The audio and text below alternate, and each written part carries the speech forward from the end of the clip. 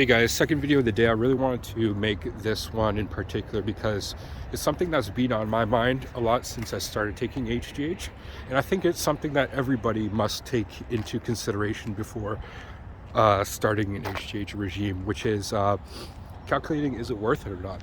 And like anything in life, there's always going to be risk versus reward. Now, like say for example, you're starting a new business, there's a lot of investment in it. Is that risk? You're going to lose a bunch of financial assets in a failed business, right? There's always going to be risk versus reward, and also, but then relate it to anything that's health related. Like if you're lifting heavy, there's going to be a risk of snapping shit up in your back versus the reward of getting stronger, right? And the harder you push, the more risk there is, and that's just the way of the situation. Some people push that to the limit, like in different sports and things, they become the top athlete or the top of whatever it is, or top of the business realm, or top of whatever it is, and that just increases the risk. The more you go out on a limb per se, the more there is a chance of that limb breaking, and that's something you need to take into account, I think, with HGH. And I'm not saying it's gonna fucking kill you. I'm just waiting across the street so this guy doesn't fucking kill me, and because there is risk involved in it.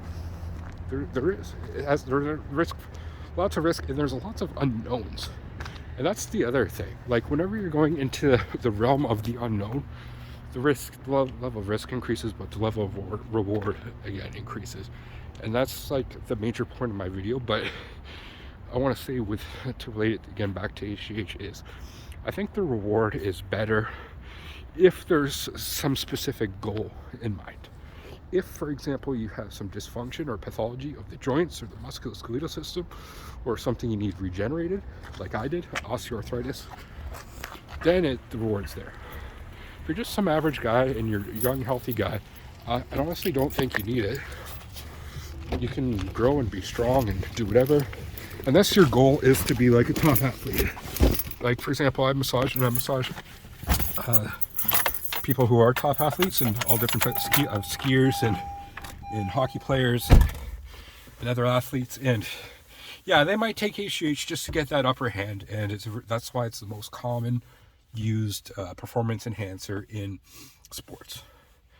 It's just the way it is, and it's like, oh, it's unnatural, like steroids or whatever, but it is natural in the sense that all it is just what the body naturally produces, just like any other amino acids and things like that, proteins. So in that sense, like if you want to be a top athlete, that's your goal, yeah.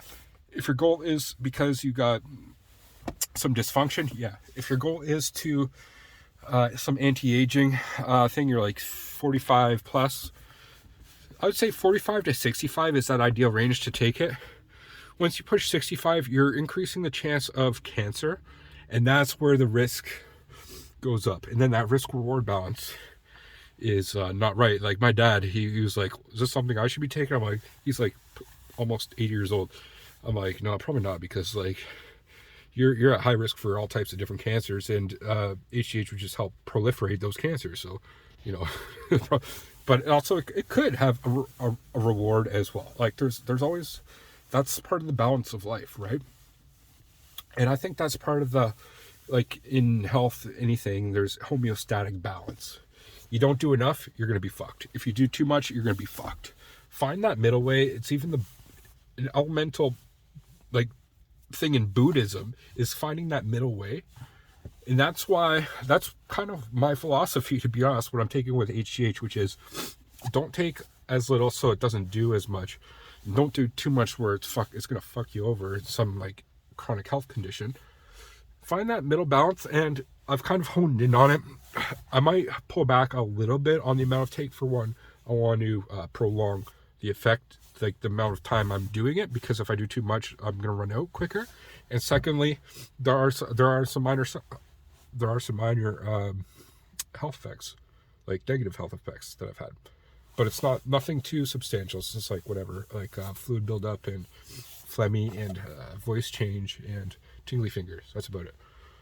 The benefits I've had are regenerative joint issues all over my body, and my whole body feels like, so when I wake up in the morning, I'm like, this isn't even my fucking body right now. Like sometimes I'm like, And that's after doing workouts and shit, so you got that pump. But seriously, there's something going on there, and I'm going to stop doing it in probably about 3 weeks time, and then probably not do it again for at least a year, because I'm still a healthy guy. Like, there's no reason why, like, the only reason why I take it is because of the pathological issues. Like, I wouldn't want to take it to get huge, and to be honest, I am getting those results as well, more so than I expected.